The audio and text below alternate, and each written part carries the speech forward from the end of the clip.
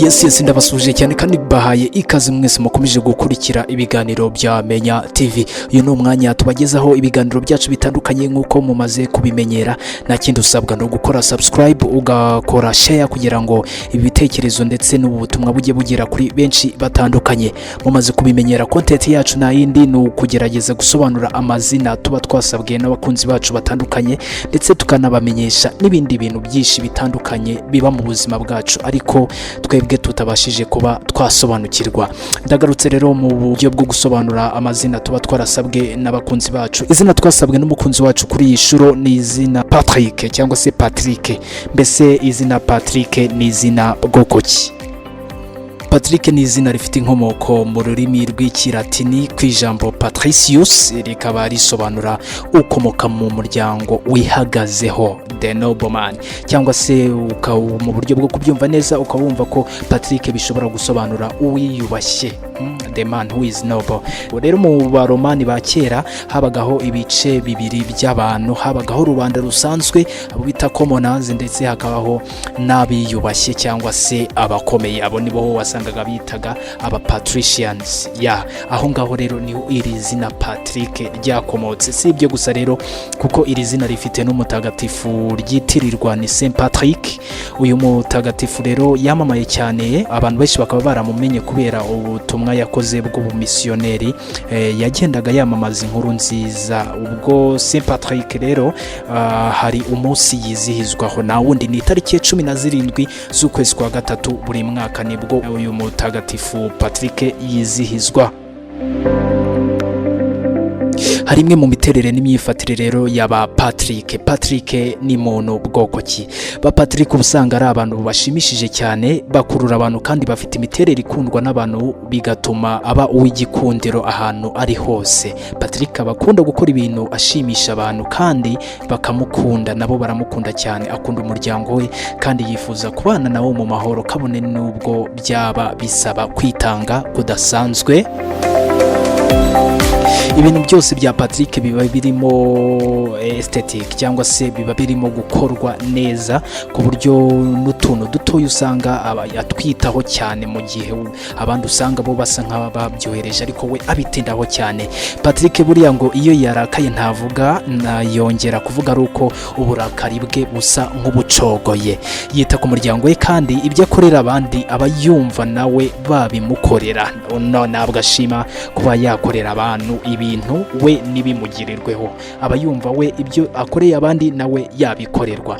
Iyo rero Patrick ari mu muryango we kandi uwo muryango we ukaba utabayeho mu buzima bwo kuganira no kungurana ibitekerezo, Patrick ashobora guhitamo kuwuhunga no kuba nyamwigendaho ntiyite kubo mu muryango we.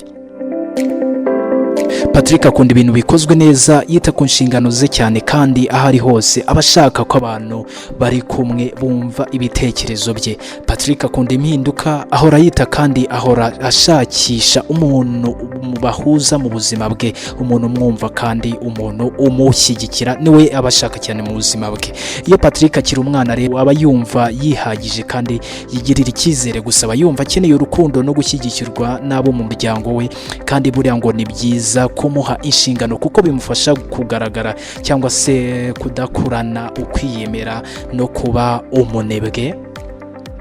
Patrick akunda kuba mu mwanya w'ubuyobozi, akunda kwita ku bantu, agira ibitekerezo kandi aba ashaka ko abantu bamubona nk'umuntu w'icyitegererezo cyane. Numugwa neza gusa rimwe na rimwe ariyemera. Kwishimisha no kugira umukunzi ni ibintu aha agaciro cyane mu buzima bwe, kuko usanga ibyo ngibyo bituma n'abakobwa benshi bamukunda kandi ibi bishobora gutuma nawe acikwa akaba yaca inyuma umukunzi we. Iyo ahawe inshingano azikora neza cyane, ariko nanone ashobora kugirana amakimbirane n'abo bakorana kuko aba yifuza ko bakora nkawe. Iyo bigeze mu rukundo, Patrick aba yumva yaba afite ubushobozi bwo kwerekana ko ashobora ibintu hafi ya byose umukobwa yamwifuzaho, kandi azi gukunda no kwita ku mukunzi we mu buryo bushimishije cyane. Mu mirimo rero Patrick aba yumva yakora, buriya harimo ibijyanye n'ubugeni, harimo guteka, harimo itangazamakuru, harimo ubuganga ndetse n'ibindi bifite aho bihuriye no kwita ku bantu cyangwa se kuba yagaragara. hari bimwe mu byamamare rero, hari bimwe mu byamamare byiswe izina Patrick, ni byinshi cyane ariko twagerageje gushaka bakeya nibura ushobora kumenyaho. Turahera kuri uyu witwa Patrick Paul Vieira, abenshi bamuzi nka Patrick Vieira, wari umukinnyi w'umupira w'amaguru. Uyu Patrick Vieira yavutse ku itariki 23 z'ukwezi kwa gatandatu umwaka w'1976. Akaba ari umufaransa wakinnye umupira nk'uwabigize umwuga, ndetse uyu nguyu yaje kuba umwe mu batsinze ibitego byinshi, ubwo no kuvuga ibitego birenze 100 mu mwaka w'2004. Uyu mukinnyi Patrick Vieira rero yakinnye mu makipe menshi cyane atandukanye ay'Iburayi henshi atandukanye, nko muri AC Milan yakinnye muri Arsenal, aho yayifashije kugera ku ntsinzi ndetse no gutwara ibikombe byinshi bitandukanye cyane, harimo ibya FA Cup ndetse anabafasha gutwara Premier League zigera muri 3. Ibyo ngibyo rero yabitwaye, harimo n'icyo yatwaye bamaze imikino yose igize shampiyona badatsindwa umukino n'umwe. Nyuma rero yaje kugaruka mu gihugu cy'Ubutaliyani, aho yaje gukinira ekipe ya Juventus, ariko ntabwo yayitinzemo cyane kuko byaje kurangira ahuyemo n'ikibazo baramuhana, biba ngombwa ko ayisohokamo ahita ajya mu ekipe ya Inter de Milan. Iyo yagiriyemo nayo ibihe byiza, nyuma aza rero kujya muri Manchester City, naho ahatwara FA Cup n'ibindi bikombe bitandukanye. Ibyo yabikoze mbere yuko akira akadomo ku bijyanye n'umukino w'umupira w'amaguru mu mwaka w'2011. Ntabwo ari uwo gusa wiswe Patrick, kuko hari n'uwiswe Patrick Dempsey. Uyu nguyu rero azwi cyane nk'umwacteur cyangwa se umukinnyi w'amafilime mu gihugu cya Amerika, ndetse yari n'umutwazi mwiza w'imodoka. Yamenyekanye cyane mu mafilime menshi rero atandukanye yagiye akundwa mu myaka ya za 2005-2015, aho yagiye mu bakina muri filime nyinshi cyane zakunzwe nk'iyitwa Enchanted. Uzanyaruke nawe uyirebe. Undi mu Patrick twakubwira n'uwitwa Patrick Stewart. Uyu nguyu nawe rero yari umukinnyi w'amafilime w'umwongereza.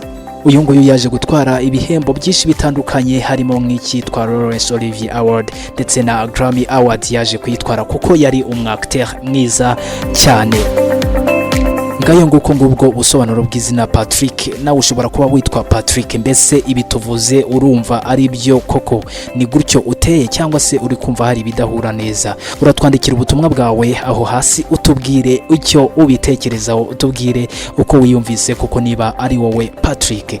Nawe ushobora kuba ufite izina wifuza ko tuzagusobanurira ubutaha, bitwandikire muri comment kugira ngo naryo tuzarihereho ubutaha. Ndabashimiye mwese rero mwari mukomeje gukurikira ibiganiro bya Menya TV, bararekera gukomeza gukora subscribe kuri iyi channel kugira ngo ujye ubasha kubona amakuru menshi atandukanye, by'umwihariko ubusobanuro bw'izina ryawe waba wibaza. Ciao turi kumwe.